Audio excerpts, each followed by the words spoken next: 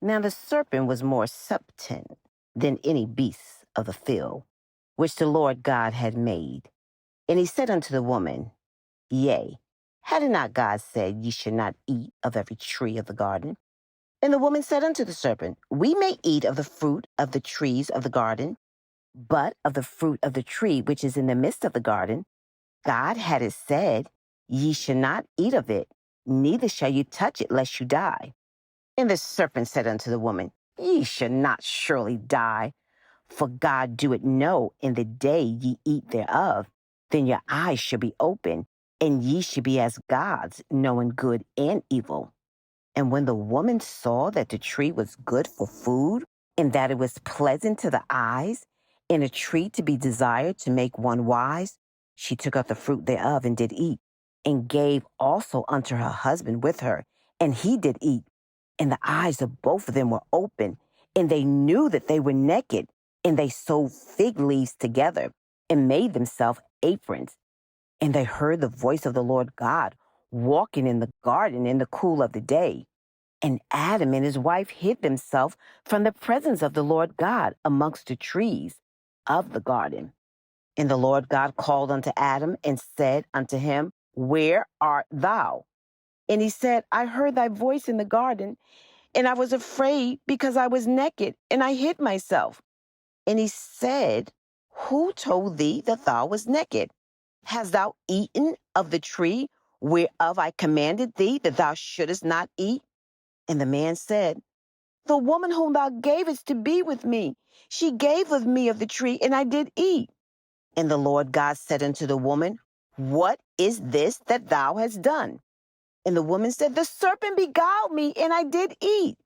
And the Lord God said unto the serpent, Because thou hast done this, thou art cursed above all cattle, and above all beasts of the field. Upon thy belly shalt thou go, and the dust shalt thou eat all the days of thy life. And I will put enmity between thee and the woman, and between thy seed and her seed. It shall bruise thy head, and thou shalt bruise his heel. Unto the woman he said, I would greatly multiply thy sorrow and thy conception. In sorrow shall thou bring forth children, and thy desires shall be to thy husband, and he shall rule over thee. And unto Adam God said, Because thou hast hearkened unto the voice of thy wife, and hast eaten of the tree of which I commanded thee, saying, Thou shalt not eat of it. Cursed is the ground for thy sake. In sorrow shalt thou eat of it all the days of thy life. Thorns also and thistles shall it bring forth to thee, and thou shalt eat the herb of the field. In the sweat of thy face shalt thou eat bread, till thy return unto the ground. For out of it was thou taken, from dust thou art, and unto dust shalt thou return. And Adam called his wife's name Eve, because she was the mother of all living. Unto Adam also and to his wife did the Lord God make coats of skin and clothe them.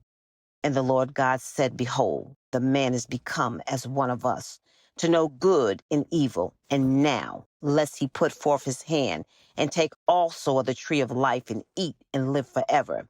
Therefore the Lord God sent him forth from the Garden of Eden to till the ground from whither he was taken.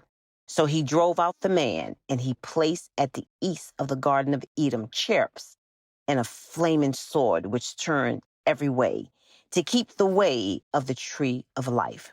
This is Genesis chapter 3, verse 1 through 24. It is so, it is written.